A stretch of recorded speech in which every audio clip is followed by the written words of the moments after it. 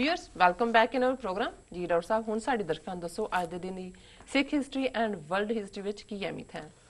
ਸਿੱਖ ਇਤਿਹਾਸ ਦੇ ਹਵਾਲੇ ਨਾਲ ਬੜੀ ਜਿਹੜੀ ਕ੍ਰਾਂਤੀਕਾਰੀ ਲਹਿਰ 1920 ਚ ਸ਼ੁਰੂ ਹੋਈ ਪੰਜਾਬ 'ਚ, ਖਾਸ ਤੌਰ ਤੇ ਦੁਆਬੇ 'ਚ ਬੱਬਰ ਅਕਾਲੀ ਲਹਿਰ, ਉਹਨਾਂ ਨੇ ਜਿਹੜੇ ਮੁਖਬਰ ਸੀ ਉਹਨਾਂ ਨੂੰ ਸਜ਼ਾ ਯਾਫਤਾ ਕੀਤਾ ਹੈ। ਬਹੁਤ ਸਾਰੇ ਜਿਹੜੇ ਨੇ ਫਿਰ ਫੜੇ ਗਏ। ਇੱਕ ਸਟੇਜ ਦੇ ਉੱਤੇ 96 ਦੇ ਕਰੀਬ ਬੱਬਰ ਅਕਾਲੀਆਂ ਦੇ ਉੱਤੇ ਮੁਕੱਦਮੇ ਚੱਲੇ, ਬਹੁਤ ਸਾਰੇ ਉਹਨਾਂ 'ਚੋਂ ਉਹਨਾਂ ਨੂੰ ਫਾਂਸੀ ਦੀ ਸਜ਼ਾ ਹੋਈ।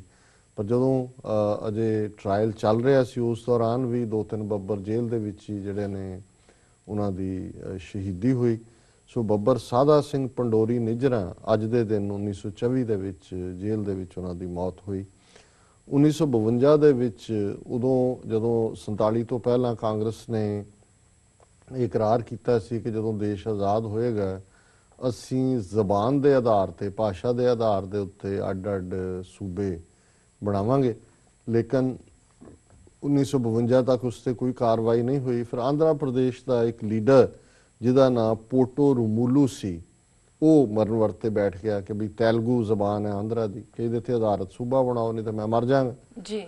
ਸੋ ਨਹਿਰੂ ਬੜਾ ਆਪਣੇ ਉਦੋਂ ਹਵਾਵਾਂ 'ਚ ਹੁੰਦਾ ਸੀ ਉੱਚੀਆਂ, ਉਹਨੇ ਕੋਈ ਪਰਵਾਹ ਨਾ ਕੀਤੀ ਔਰ ਉਹਦੀ ਮੌਤ ਹੋ ਗਈ। ਉਹਨੇ ਆਪਣਾ ਵਰਤ ਰੱਖਿਆ, ਮਰ ਗਿਆ। ਔਰ ਉਹਦੇ ਬਾਅਦ ਬਹੁਤ ਸਾਰੀਆਂ ਅਗਜ਼ਨੀ ਹਿੰਸਕ ਘਟਨਾਵਾਂ ਦੂਸਰੀਆਂ ਸ਼ੁਰੂ ਹੋਈਆਂ, ਲੇਕਿਨ ਇਸ ਪੋਟੋ ਰਮੂਲੂ ਦੀ ਮੌਤ ਨੇ ਇੱਕ ਵੇਵ ਪੈਦਾ ਕਰ ਦਿੱਤੀ ਕਿ ਦੂਸਰੀਆਂ ਜ਼ਬਾਨਾਂ ਦੇ ਲੋਕਾਂ ਨੇ ਵੀ ਸ਼ੁਰੂ ਆਵਾਜ਼ ਕੀਤੀ ਕਿ ਜੀ ਸਾਡੀ ਜ਼ਬਾਨ ਤੇ ਆਧਾਰਿਤ ਸੂਬਾ ਬਣਾਓ। ਔਰ ਇਹ ਉਹ ਪੀਰੀਅਡ ਸੀ ਕਿ ਫਿਰ ਤਮਿਲ ਦੇ ਵਿੱਚ, ਤਮਿਲਨਾਡੂ 'ਚ, ਦੂਸਰੀਆਂ ਥਾਵਾਂ ਤੇ, ਮਲਿਆਲਮ, ਕੇਰਲਾ ਦੇ ਵਿੱਚ, ਕੰਨੜ, ਕਰਨਾਟਕਾ ਦੇ ਵਿੱਚ ਇਹਨਾਂ ਜ਼ਬਾਨਾਂ ਦੇ ਲਈ ਸੰਘਰਸ਼ ਸ਼ੁਰੂ ਹੋਇਆ। ਔਰ ਉਦੋਂ ਫਿਰ ਮਾਸਟਰ ਤਾਰਾ ਸਿੰਘ ਨੇ ਵੀ ਖੁੱਲ੍ਹ ਕੇ ਜਿਹੜਾ ਹੈ 1952 ਤੋਂ ਬਾਅਦ ਪੰਜਾਬੀ ਸੂਬੇ ਦੇ ਮੁੱਦੇ ਤੇ ਕਿ ਸਿੱਖਾਂ ਦੀ ਜ਼ਬਾਨ, ਪੰਜਾਬ ਦੇ ਲੋਕਾਂ ਦੀ ਪੰਜਾਬੀ ਹੈ। ਬੇਸ਼ੱਕ 1951 ਦੀ ਮਰਦਮਸ਼ੁਮਾਰੀ 'ਚ ਪੰਜਾਬੀ ਹਿੰਦੂਆਂ ਨੇ ਹਿੰਦੀ ਲਿਖਾਈ ਸੀ, ਲੇਕਿਨ ਪੰਜਾਬੀ ਸੂਬੇ ਦੀ ਲਹਿਰ ਜਿਹੜੀ ਹੈ ਅਸਲ 'ਚ ਇਸ ਤੋਂ ਬਾਅਦ ਪੋਟੋ ਰਮੂਲੂ ਦੀ ਮੌਤ ਤੋਂ ਬਾਅਦ ਫਿਰ ਜ਼ੋਰਦਾਰ ਤਰੀਕੇ ਨਾਲ ਸ਼ੁਰੂ ਹੋਈ। ਕਈ ਫੇਜ਼ ਉਸ ਮੂਵਮੈਂਟ ਦੇ ਆਏ। 1966 ਦੇ ਵਿੱਚ ਲਗਭਗ ਅਸੀਂ ਦੇਖਦੇ ਹਾਂ ਕਿ 14-15 ਸਾਲ ਬਾਅਦ 1952 ਤੋਂ ਫਿਰ ਪੰਜਾਬੀ ਸੂਬਾ ਹੋਣ ਚ ਆਇਆ। ਵੱਖਰੀ ਗੱਲ ਹੈ ਵੀ ਉਹਦਾ ਪਾਣੀ ਰੱਖ ਲਿਆ, ਰਾਜਧਾਨੀ ਕੱਢ ਲਈ, ਪੰਜਾਬੀ ਬੋਲਦੇ ਇਲਾਕੇ ਬਾਹਰ ਕੱਢ ਲਏ। ਔਰ ਉਹ ਜਿਹੜਾ ਪੰਜਾਬੀ ਸੂਬਾ ਬਣਿਆ ਵੀ 1966 ਦੇ ਵਿੱਚ ਜਸਟਿਸ ਗੁਰਨਾਮ ਸਿੰਘ ਪਹਿਲਾ ਮੁੱਖ ਮੰਤਰੀ ਬਣਿਆ, ਇੰਨਾ ਕਮਜ਼ੋਰ ਸੀ ਕਿ ਉਹ ਪੰਜਾਬੀ ਨੂੰ ਰਾਜ ਭਾਸ਼ਾ ਬਣਾਉਣ ਵਾਲਾ ਬਿੱਲ ਵੀ ਨਹੀਂ ਪਾਸ ਕਰਵਾ ਸਕੇ, ਕਿਉਂਕਿ ਭਾਰਤੀ ਜਨਸੰਘ ਵੀ ਨਾਲ ਸੀ ਉਸ ਸਰਕਾਰ ਦੇ ਵਿੱਚ। ਔਰ ਫਿਰ 1967 ਚ ਅੱਜ ਦੇ ਦਿਨ ਲਛਮਣ ਸਿੰਘ ਗਿੱਲ ਜਿਹੜਾ ਚੀਫ ਮਿਨਿਸਟਰ ਬਣਿਆ ਕਾਂਗਰਸ ਦੀ ਮਦਦ ਨਾਲ, ਉਹਨੇ ਅਕਾਲੀਆਂ ਦੇ 16-17 MLA ਤੋੜੇ, ਐਜੂਕੇਸ਼ਨ ਮਿਨਿਸਟਰ ਸੀ ਗੁਰਨਾਮ ਸਿੰਘ ਦਾ, ਔਰ ਉਹਨਾਂ ਨੇ ਅੱਜ ਦੇ ਦਿਨ ਜਿਹੜਾ ਪੰਜਾਬੀ ਭਾਸ਼ਾ ਬਿੱਲ ਜਿਹੜਾ ਹੈ ਉਹ ਪੰਜਾਬ ਅਸੈਂਬਲੀ 'ਚ ਪਾਸ ਕਰਾਇਆ ਜੀ। ਵਰਲਡ ਹਿਸਟਰੀ ਦੇ ਹਵਾਲੇ ਨਾਲ 1776 ਦੇ ਵਿੱਚ ਜਦੋਂ ਅਮਰੀਕਾ ਨੇ ਆਪਣੀ ਆਜ਼ਾਦੀ ਦੀ ਘੋਸ਼ਣਾ ਕੀਤੀ, ਲੋਕਾਂ ਦੇ ਵਿੱਚ ਥੋੜ੍ਹਾ ਬਹੁਤ ਉਤਸ਼ਾਹ ਸੀ, ਪਰ ਜਦੋਂ ਅੰਗਰੇਜ਼ਾਂ ਦੀ ਫੌਜ ਆਈ ਔਰ ਥਾਂ-ਥਾਂ ਡਿਫੀਟ ਵੀ ਹੋਣੀ ਉਹਨਾਂ ਦੀ ਸ਼ੁਰੂ ਹੋਈ, ਫਿਰ ਅਮਰੀਕਨ ਫਿਕਰ 'ਚ ਪੈ ਗਏ ਕਿ ਵੀ ਇਹ ਵੱਡੇ ਦਿਓ ਨਾਲ ਪੰਗਾ ਲੈ ਲਿਆ। ਉਦੋਂ ਟੋਮਸ ਪੇਨ ਨਾਂ ਦਾ ਇੱਕ ਜਿਹੜਾ ਰਾਈਟਰ, ਇਹਨੇ 2 ਉਹਦੇ ਕਿਤਾਬ 'ਚ ਬੜੇ ਮਸ਼ਹੂਰ ਨੇ, ਇੱਕ ਅਮਰੀਕਨ ਕ੍ਰਾਈਸਿਸ ਤੇ ਇੱਕ ਕਾਮਨ ਸੈਂਸ। ਸੋ ਅਮਰੀਕਨ ਕ੍ਰਾਈਸਿਸ ਦੇ ਵਿੱਚ ਉਹਨੇ ਇੱਕ ਫਿਕਰਾ ਕਿਹਾ ਜਿਹੜਾ ਅੱਜ ਵੀ ਕੋਟ ਹੁੰਦਾ, ਮੈਂ ਵੀ ਕਈ ਵਾਰ ਆਪਣੀਆਂ ਸਪੀਚਸ ਕਰਦਾ। ਉਹਨੇ ਕਿਹਾ these are the times that try men's souls, ਕਿ ਇਹ ਵਕਤ ਨੇ ਜਦੋਂ ਬੰਦਿਆਂ ਦੀ ਰੂਹਾਂ ਦੀ ਪਰਖ ਹੈ ਜੀ। ਔਰ ਅਸੀਂ ਸਮਝਦੇ ਹਾਂ ਕਿ ਸਿੱਖਾਂ ਲਈ ਵੀ ਅੱਜ ਜਦੋਂ ਅਸੀਂ ਹਾਰਡਨੈਸ ਚੋਂ, ਹਾਰਡਸ਼ਿਪ ਚੋਂ ਨਿਕਲ ਰਹੇ ਹਾਂ, ਕਈ ਬੇਦਿਲ ਵੀ ਹੋ ਜਾਂਦੇ ਨੇ। ਸੋ ਮੈਂ ਇਹ ਟੋਮਸ ਪੇਨ ਦੀ ਲਾਈਨ ਹੀ ਦੁਹਰਾਵਾਂਗਾ, these are the times that try men's souls ਜੀ ਜੀ। 1823 ਦੇ ਵਿੱਚ US ਦੀ ਜਾਰਜੀਆ ਸਟੇਟ ਨੇ ਜਿਹੜਾ ਇਹ ਪਹਿਲਾ ਲਾਅ ਕੀਤਾ ਅਮਰੀਕਾ 'ਚ ਕਿ ਜਿਹੜਾ ਹਰ ਜਨਮ ਹੈ ਉਹ ਰਜਿਸਟਰ ਹੋਏਗਾ। ਸਾਨੂੰ ਲੱਗਦਾ ਵੀ ਜਿਵੇਂ ਹੁਣ ਬਰਥ ਸਰਟੀਫਿਕੇਟ ਮਿਲਦੇ ਨੇ ਇਵੇਂ ਹੀ ਅਮਰੀਕਾ 'ਚ ਮਿਲਦੇ ਸੀ। ਇੰਡੀਆ 'ਚ ਵੀ 1929 ਜਾਂ 30 ਦੇ ਵਿੱਚ ਜਨਮ ਜਿਹੜੇ ਨੇ ਉਹ ਰਜਿਸਟਰ ਹੋਣੇ ਸ਼ੁਰੂ ਹੋਏ। ਔਰ ਇਹੀ ਪ੍ਰੋਬਲਮ ਹੈ ਕਿ ਫੌਜਾ ਸਿੰਘ ਹੁਣ 100 ਸਾਲ ਤੋਂ ਜ਼ਿਆਦਾ ਉਮਰ ਦਾ ਜਿਹੜਾ ਉਹ ਦੌੜ ਰਿਹਾ, ਪਰ ਉਹਨੂੰ ਜਿਹੜਾ ਗਿਨੀ ਬੁੱਕ ਆਫ ਰੈਕਰਡਸ ਹੈ ਉਹ ਰੈਕਗਨਾਈਜ਼ ਨਹੀਂ ਕਰਨ ਨੂੰ ਤਿਆਰ, ਕਿਉਂਕਿ ਉਹਨੂੰ ਕਹਿੰਦਾ ਜੀ ਬਰਥ ਸਰਟੀਫਿਕੇਟ ਲਿਆਓ। ਉਹ ਕਹਿੰਦਾ ਜਦੋਂ ਮੈਂ ਜੰਮਿਆ ਸੀ ਉਦੋਂ ਸਰਟੀਫਿਕੇਟ ਹੁੰਦਾ ਹੀ ਨਹੀਂ ਸੀ, ਉਹ ਤਾਂ ਕੋਈ ਰਜਿਸਟ੍ਰੇਸ਼ਨ ਹੀ ਨਹੀਂ ਸੀ। ਸੋ ਇਹ ਮੈਂ ਦੇਖ ਰਿਹਾ ਸੀ ਵੀ ਈਵਨ ਅਮਰੀਕਾ 'ਚ 1823 ਦੇ ਵਿੱਚ ਜਾਰਜੀਆ ਪਹਿਲੀ ਸਟੇਟ ਹੈ ਜਿਹਨੇ ਰਜਿਸਟ੍ਰੇਸ਼ਨ ਸ਼ੁਰੂ ਕੀਤੀ। 1828 ਚ ਸਾਊਥ ਕੈਰੋਲਾਈਨਾ ਨੇ ਇਹ ਡਿਕਲੇਅਰ ਕੀਤਾ ਕਿ ਜਿਹੜੀਆਂ ਸਟੇਟਸ ਨੇ ਜਦੋਂ ਚਾਹਣ ਕਿਸੇ ਫੈਡਰਲ ਲਾਅ ਨੂੰ ਨਕਾਰ ਦੇਣ। 1842 ਦੇ ਵਿੱਚ ਹਵਾਈ ਦੀ ਆਜ਼ਾਦੀ ਨੂੰ ਅਮਰੀਕਾ ਨੇ ਮਾਨਤਾ ਦਿੱਤੀ। 1854 ਦੇ ਵਿੱਚ ਐਲਨ ਵਿਨਸਨ ਜਿਹੜਾ ਕਨੈਟੀਕਟ ਦਾ ਰਹਿਣ ਵਾਲਾ ਸੀ, ਉਹਨੇ ਸਿਊਇੰਗ ਮਸ਼ੀਨ, ਸਿਲਾਈ ਮਸ਼ੀਨ ਪੇਟੈਂਟ ਕਰਾਈ, ਫਿਰ ਬਣਾਈ ਵੀ। ਜੇ ਉਹ ਨਾ ਹੁੰਦੀ ਫਿਰ ਕੱਪੜੇ ਨਹੀਂ ਸੀ ਸਿਲਣੇ, ਉਹੀ ਚਾਦਰ ਹੀ ਲਪੇਟੀ ਹੋਣੀ ਸੀ ਜੀ। 1910 ਦੇ ਵਿੱਚ ਪਹਿਲਾ ਸਿਟੀ ਆਰਡੀਨੈਂਸ ਜਿਹੜਾ ਬਾਲਟੀਮੋਰ ਦੇ ਵਿੱਚ ਆਇਆ, ਜਿਹਦੇ 'ਚ ਉਹਨਾਂ ਨੇ ਕਿਹਾ ਕਿ ਜੀ ਵਾਈਟ ਨੇਬਰਹੁੱਡ ਅੱਡ ਹੋਏਗਾ, ਕਾਲਿਆਂ ਦਾ ਅੱਡ ਹੋਏਗਾ, ਇਕੱਠੇ ਨਹੀਂ। ਇਸ ਲਈ ਤੁਸੀਂ ਕਦੇ ਨਿਊਯਾਰਕ 'ਚ ਵੀ ਦੇਖੋ, ਜਿਹੜੇ ਕਾਲਿਆਂ ਦੇ ਇਲਾਕੇ ਨੇ ਉੱਥੇ ਕਾਲੇ ਹੀ ਰਹਿੰਦੇ ਨੇ। ਜੀ ਜੀ। ਔਰ ਹਰ ਸ਼ਹਿਰ 'ਚ ਇਹ ਸੀ, ਕਿਉਂਕਿ ਉਹਨਾਂ ਨੂੰ ਇਜਾਜ਼ਤ ਹੀ ਨਹੀਂ ਸੀ ਕਿ ਉਹ ਗੋਰਿਆਂ ਦੇ ਇਲਾਕੇ 'ਚ ਘਰ ਲੈ ਸਕਦੇ। ਇਸ ਨੂੰ ਹੀ ਗੈਟੋ ਕਹਿੰਦੇ ਨੇ ਕਿ ਵੀ ਉਹਨਾਂ ਇਲਾਕਿਆਂ 'ਚ। ਔਰ ਅੱਜ ਇੰਡੀਆ 'ਚ ਇਹ ਹੋ ਰਿਹਾ, ਕਿਸੇ ਮੁਸਲਮਾਨ ਨੂੰ ਜਿਹੜਾ ਉਹ ਕੋਈ ਹਿੰਦੂ ਮਾਲਕ ਮਕਾਨ ਨਹੀਂ ਦਿੰਦਾ ਹੈ ਕਿਰਾਏ ਦੇ ਉੱਤੇ। ਨਤੀਜਾ ਇਹ ਹੈ ਕਿ ਉਹ ਈਵਨ ਸ਼ਬਾਨਾ ਆਜ਼ਮੀ ਵਰਗੀ ਸੈਲੀਬ੍ਰਿਟੀ ਜਿਹੜੀ ਹੈ, ਉਹਨੇ ਵੀ ਇਹ ਕਿਹਾ ਕਿ ਜੀ ਉਹਨੂੰ ਵੀ ਨਹੀਂ ਕਿਰਾਇਆ, ਜਿਹੜੇ ਕਿਰਾਏ ਦੇ ਲਈ ਵੀ ਫਲੈਟ ਮਿਲੇ ਉਹਨਾਂ ਇਲਾਕਿਆਂ 'ਚ। ਸੋ ਇਵੇਂ ਗੈਟੋ ਬਣਦੇ ਨੇ, ਇਵੇਂ ਰੇਸਿਜ਼ਮ ਔਰ ਨਫ਼ਰਤ ਫੈਲਦੀ ਹੈ। 1910 ਦਾ ਇਹ ਪਾਰਟ ਅਸੀਂ ਦੇਖ ਲਿਆ। 1932 ਦੇ ਵਿੱਚ BBC ਨੇ ਜਿਹੜੀ ਆਪਣੀ ਰੇਡੀਓ ਟਰਾਂਸਮਿਸ਼ਨ ਹੈ ਉਹ ਓਵਰਸੀਜ਼ ਵੀ ਸ਼ੁਰੂ ਕੀਤੀ। 1941 ਚ ਹਿਟਲਰ ਨੇ ਫੌਜ ਦਾ ਸਾਰਾ ਕੰਟਰੋਲ ਆਪਣੇ ਹੱਥ 'ਚ ਲੈ ਲਿਆ। 1963 ਦੇ ਵਿੱਚ ਜੰਜੀਬਾਰ ਜਿਹੜਾ ਉਹ ਇੰਗਲੈਂਡ ਤੋਂ ਇੱਕ ਅੱਡ ਦੇਸ਼ ਬਣਿਆ। 1984 ਦੇ ਵਿੱਚ UK ਨੇ ਚਾਈਨਾ ਦੇ ਨਾਲ ਇਹ ਐਗਰੀਮੈਂਟ ਸਾਈਨ ਕੀਤਾ ਕਿ ਹਾਂਗਕਾਂਗ ਜਿਹੜਾ ਉਹ ਚਾਈਨਾ ਨੂੰ 1997 ਵਿੱਚ ਦਿੱਤਾ ਜਾਏਗਾ। ਦੇ ਵੀ ਦਿੱਤਾ ਉਹਨਾਂ ਨੇ, ਪਰ ਅਜੇ ਉੱਥੇ ਇੰਟਰਫੀਅਰ ਕਰਨੋਂ ਹਟਦੇ ਨਹੀਂ ਹੈ। ਇਸ ਲਈ ਪਿੱਛੇ ਵੀ ਉੱਥੇ ਪ੍ਰੋਟੈਸਟ ਹੁੰਦੇ ਰਹੇ ਨੇ। ਹੁਣੇ ਹੀ ਇਸ ਵੀਕ 'ਚ ਉਹਨਾਂ ਨੇ ਪ੍ਰੋਟੈਸਟ ਸਾਰੇ ਚੁੱਕ ਚੱਕ ਕੇ ਬਾਹਰ ਮਾਰੇ ਨੇ। ਤਾਂ ਚੀਨ ਇਹ ਕਹਿੰਦਾ ਵੀ ਇੰਗਲੈਂਡ ਔਰ ਅਮਰੀਕਾ ਹਾਂਗਕਾਂਗ 'ਚ ਇੰਟਰਫੀਅਰ ਕਰਦੇ ਨੇ ਜੀ। 1986 ਚ USSR ਨੇ ਐਂਡਰੀ ਸਖਾਰਫ ਜਿਹੜਾ ਜਿਹਨੂੰ ਰੱਖਿਆ ਹੋਇਆ ਸੀ ਇੰਟਰਨਲ ਐਗਜ਼ਾਈਲ ਦੇ ਵਿੱਚ, ਉਹਨੂੰ ਫ੍ਰੀ ਕੀਤਾ। ਗੋਰਬਾਚੋਫ ਨੇ ਫਰੀडम ਦੀ ਨੀਤੀ ਦਿੱਤੀ। 1998 ਚ ਕਾਂਗਰਸ ਨੇ, US Congress house of representatives ਨੇ ਅੱਜ ਦੇ ਦਿਨ ਪ੍ਰੈਜ਼ੀਡੈਂਟ ਕਲਿੰਟਨ ਨੂੰ ਮੋਨਿਕਾ ਲੈਵਿੰਸਕੀ ਕੇਸ ਦੇ ਵਿੱਚ ਇੰਪੀਚ ਕੀਤਾ। ਸੈਨੇਟ ਦੇ ਵਿੱਚ ਉਹਨੂੰ ਮੈਜੋਰਟੀ ਨਹੀਂ ਬਣ ਸਕੀ ਇੰਪੀਚਮੈਂਟ ਲਈ, ਇਸ ਲਈ ਬਚ ਗਿਆ। ਸੋ ਅਮਰੀਕਾ ਦੀ ਹਿਸਟਰੀ 'ਚ ਕਲਿੰਟਨ ਦੂਸਰਾ ਐਸਾ ਪ੍ਰੈਜ਼ੀਡੈਂਟ ਹੈ ਜਿਹਨੂੰ ਇੰਪੀਚ ਕੀਤਾ ਗਿਆ। ਪੰਜਾਬੀ 'ਚ ਉਹਨੂੰ ਮਹਾਦੋਸ਼ ਕਹਿੰਦੇ ਨੇ। ਔਰ ਉਹਦੇ ਤੇ 2 ਚਾਰਜ ਲੱਗੇ ਜਿਹਦੇ ਥੱਲੇ ਇੰਪੀਚ ਹੋਇਆ। ਪਹਿਲਾ ਕਿ ਉਹਨੇ ਫੈਡਰਲ ਗ੍ਰੈਂਡ ਜੂਰੀ ਦੇ ਸਾਹਮਣੇ ਝੂਠ ਬੋਲਿਆ ਅੰਡਰ ਓਥ ਜੀ, ਤੇ ਦੂਸਰਾ ਅਬਸਟਰਕਸ਼ਨ ਆਫ ਜਸਟਿਸ, ਕਿ ਜਦੋਂ ਤੁਸੀਂ ਕਿਸੇ ਨੂੰ ਕਾਲ ਕਰਦੇ ਹੋ ਜਾਂ ਕੋਈ ਕਹਿੰਦੇ ਹੋ। ਸੋ ਇਹਨਾਂ ਦੋਨਾਂ ਦੇ ਥੱਲੇ ਉਹਦੀ ਇੰਪੀਚਮੈਂਟ ਹੋਈ। ਸੋ ਇਹ ਵਰਲਡ ਹਿਸਟਰੀ ਹੈ ਜੀ। ਡਾਕਟਰ ਸਾਹਿਬ, ਸਾਡਾ ਅੱਜ ਦਾ ਸਵਾਲ ਹੈ, ਭਾਰਤ ਦੇ ਰੱਖਿਆ ਮੰਤਰੀ ਨੇ ਕਿਹਾ ਹੈ ਕਿ ਇਸ ਸਾਲ ਵਿੱਚ ਚੀਨ ਨੇ ਪਾਕਿਸਤਾਨ ਇਸ ਸਾਲ ਚੀਨ ਨੇ ਪਾਕਿਸਤਾਨ ਦੇ ਚੀਨ ਤੇ ਪਾਕਿਸਤਾਨ ਨੇ 16 ਵਾਰ ਭਾਰਤੀ ਹਵਾਈ ਖੇਤਰ ਵਿੱਚ ਘੁਸਪੈਠ ਕੀਤੀ ਹੈ। ਇਸ ਬਾਰੇ ਤੁਸੀਂ ਕੀ ਕਹਿਣਾ ਚਾਹੋਗੇ? ਦੇਖੋ, ਮੈਂ ਕਿਉਂਕਿ ਇਹ ਪਰਸੋਂ ਹੀ ਜਦੋਂ ਇਹਨਾਂ ਦਾ ਸੈਸ਼ਨ ਖਤਮ ਹੋਇਆ ਰਾਜ ਸਭਾ ਦੇ ਵਿੱਚ, ਇਹਨਾਂ ਦਾ ਮਨੋਹਰ ਪਾਰੀਕਰ ਡਿਫੈਂਸ ਮਿਨਿਸਟਰ ਹੈ ਇੰਡੀਆ ਦਾ ਜੀ, ਉਹਨੇ ਇਹ ਕਿਹਾ ਵੀ ਚੀਨ ਤੇ ਪਾਕਿਸਤਾਨ ਨੇ 16 ਵਾਰ ਹਵਾਈ 에ਅਰ ਸਪੇਸ ਜਿਹੜੀਆਂ ਗਰਾਊਂਡ ਦੇ ਉੱਤੇ ਨੇ ਚੀਨ ਦੀਆਂ। ਈਵਨ ਨਾਲ ਹੀ ਖਬਰ ਉਹ ਵੀ ਲੱਗੀ ਹੋਈ ਹੈ ਕਿ ਲਦਾਖ ਦੇ ਵਿੱਚ ਫੇਰ ਆ ਗਈ ਕੱਲ ਚੀਨ ਦੇ ਫੌਜ, ਔਰ 3 ਘੰਟੇ ਤੋਂ ਬਾਅਦ ਆਪੇ ਹੀ ਉਹ ਵਾਪਸ ਗਏ।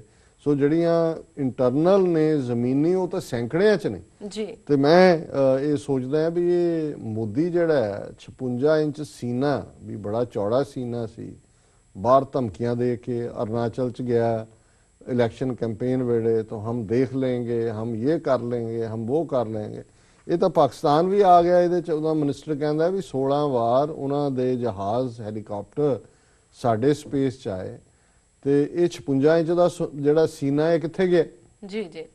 सो ज़ाहिर है कि ये उही लोग ने पहला BJP की जो सरकार बनी सी वाजपेयी के वेड़े, तो इन्हों का जोड़ा फॉरन मिनिस्टर जसवंत सिंह और LK अडवाणी होम मिनिस्टर सी, उन्होंने ਗੁਰਿਲਿਆਂ ਨੇ ਇਹਨਾਂ ਦਾ ਜਿਹੜੇ ਬੰਦੇ ਫੜੇ ਹੋਏ ਸੀ ਉਹ ਜਹਾਜ਼, ਤੇ ਇਹ ਉਹਨਾਂ ਦੀ ਮੰਗ ਦੇ ਉੱਤੇ ਲੈ ਕੇ ਗਏ ਜਿਹੜੇ ਕਸ਼ਮੀਰ ਦੀਆਂ ਜੇਲ੍ਹਾਂ 'ਚ ਸੀ ਬੰਦੇ, ਔਰ ਉਹਨਾਂ ਨੂੰ ਛੱਡਿਆ ਉਹਨਾਂ ਨੇ ਜਾ ਕੇ।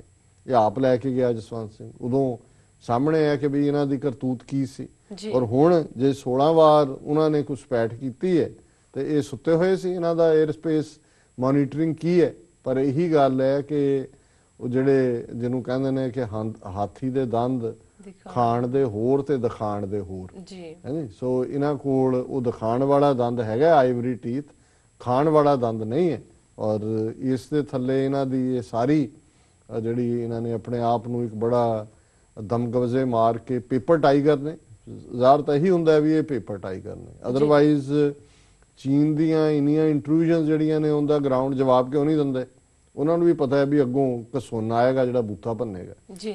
ਸੋ ਅਸੀਂ ਇਹ ਐਜ਼ ਏ ਖਬਰ ਹੀ ਪਿਕ ਕੀਤਾ, ਪਰ ਇਹ ਦੱਸਣ ਦੇ ਲਈ ਕਿ 56 ਇੰਚ ਸੋਨੇ 56 ਇੰਚ ਸੀਨੇ ਦੇ ਵਿੱਚ ਜਿਹੜੀ ਹੈ ਉਹ ਗੋਭੀ ਭਰੀ ਹੋਈ ਹੈ, ਉਹਦੇ 'ਚ ਕੋਈ ਉਹ ਜਿਹੜਾ ਮਿਲੀਟੈਂਟ ਐਲੀਮੈਂਟ ਨਹੀਂ ਹੈ, ਕੋਈ ਜੁਝਾਰੂ ਰੁੱਖ ਨਹੀਂ ਹੈ, ਗੋਭੀ ਹੈ ਉੱਪਰ ਵੀ ਥੱਲੇ ਵੀ। ਜੀ ਜੀ ਬਿਲਕੁਲ ਡਾਕਟਰ ਸਾਹਿਬ, ਹੁਣ ਸਾਡੇ ਦਰਸ਼ਕਾਂ ਨੂੰ ਦੱਸੋ ਅੱਜ ਦਾ ਵਿਚਾਰ।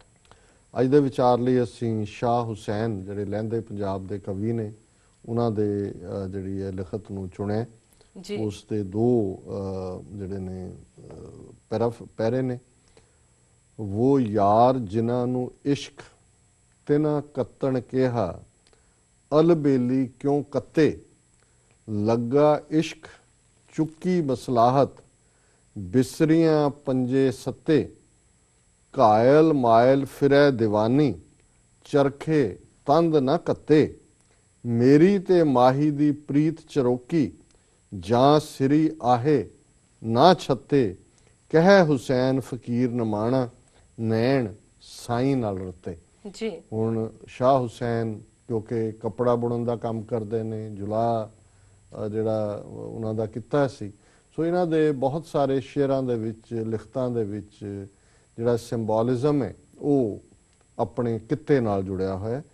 ਤੇ ਉਹਨਾਂ ਨੇ ਇਹ ਕਿਹਾ ਕਿ ਭਈ ਜਿਨ੍ਹਾਂ ਨੂੰ ਇਸ਼ਕ ਹੈ ਉਹਨਾਂ ਨੂੰ ਤਾਂ ਕੱਤਣਾ ਭੁੱਲ ਜਾਂਦਾ, ਤੰਨਾ ਬੁੰਨਾ ਸਭ ਤਜਿਓ ਹੈ ਕਬੀਰ, ਹਰ ਕਾ ਨਾਮ ਰਿਖ ਲਿਓ ਸਰੀਰ, ਮੁਸਮੁਸ ਰੋਏ ਕਬੀਰ ਕੀ ਮਾਈ, ਇਹ ਬਾਰਕ ਕੈਸੇ ਜੀਵੇ ਰਗਰਾਈ। ਗੁਰਬਾਣੀ ਚ ਜੀ ਜੀ ਕਿ ਮਾਂ ਰੋਂਦੀ ਹੈ ਕਿ ਵੀ ਇਹ ਤੜਨਾ, ਕਿਉਂਕਿ ਕਬੀਰ ਜੀ ਵੀ ਜਿਹੜਾ ਹੈ ਉਹ ਕੱਪੜਾ ਬੁਣਨ ਦਾ ਕੰਮ ਕਰਦੇ ਸੀ ਕਿੱਤੇ ਵਜੋਂ, ਕਿ ਭਾਈ ਇਹਨੂੰ ਤਾਂ ਭੁੱਲ ਗਿਆ ਸਾਰਾ। ਸੋ ਹੁਣ ਇਹੀ ਗੱਲ ਸ਼ਾਹ ਹੁਸੈਨ ਕਹਿੰਦੇ ਨੇ ਕਿ ਜਿਨ੍ਹਾਂ ਨੂੰ ਇਸ਼ਕ ਹੈ ਤੇ ਨਾ ਕੱਤਣ ਕਿਹਾ, ਅਲਬੇਲੀ ਕਿਉਂ ਕੱਤੇ। ਜਿਹੜੇ ਰੱਬ ਦੇ ਇਸ਼ਕ 'ਚ ਹੈ ਉਹਨੂੰ ਤਾਂ ਰੱਬ ਦੇ ਪਿਆਰ ਜਾਂ ਉਸ ਇਸ਼ਕ ਦਾ ਫਿਕਰ ਹੈ, ਉਹਨੂੰ ਕੱਤਣ ਬੁਣਨ ਦਾ ਫਿਕਰ ਨਹੀਂ ਹੈ। ਲੱਗਾ ਇਸ਼ਕ ਚੁੱਕੀ ਮਸਲਾਹਤ, ਬਿਸਰੀਆਂ ਪੰਜੇ ਸੱਤੇ, ਸਭ ਭੁੱਲ ਗਿਆ, ਉਸ ਇਸ਼ਕ ਦਾ ਧਿਆਨ ਹੈ। ਕਾਇਲ ਮਾਇਲ ਫਿਰੈ ਦੀਵਾਨੀ, ਚਰਖੇ ਤੰਦ ਨਾ ਕੱਤੇ। ਹੁਣ ਚਰਖੇ ਤੇ ਤੰਦ ਵੀ ਨਹੀਂ ਜਿਹੜੀ ਹੈ ਉਹ ਚੜ੍ਹਦੀ। ਮੇਰੀ ਤੇ ਮਾਹੀ ਦੀ ਪ੍ਰੀਤ ਚਰੋਕੀ, ਜਾਂ ਸਿਰੀ ਆਹੇ ਨਾ ਛੱਤੇ, ਕਿ ਮੇਰੀ ਉਸ ਨਿਰੰਕਾਰ ਦੇ ਨਾਲ, ਆਪਣੇ ਪ੍ਰੀਤਮ ਦੇ ਨਾਲ ਪ੍ਰੀਤ ਚਰੋਕੀ ਹੈ। ਕਹਿ ਹੁਸੈਨ ਫਕੀਰ ਨਮਾਣਾ, ਨੈਣ ਸਾਈਂ ਨਾਲ ਰੱਤੇ। ਹੁਸੈਨ ਜਿਹੜਾ ਰੱਬ ਦਾ ਫਕੀਰ ਆ ਉਹ ਕਹਿੰਦਾ ਕਿ ਮੇਰੀਆਂ ਅੱਖਾਂ ਮੇਰੇ ਪਿਆਰੇ ਦੇ ਨਾਲ ਲੱਗੀਆਂ ਹੋਈਆਂ ਨੇ, ਉਹਨਾਂ ਦੇ ਵਿੱਚ ਰੱਤੀਆਂ ਨੇ।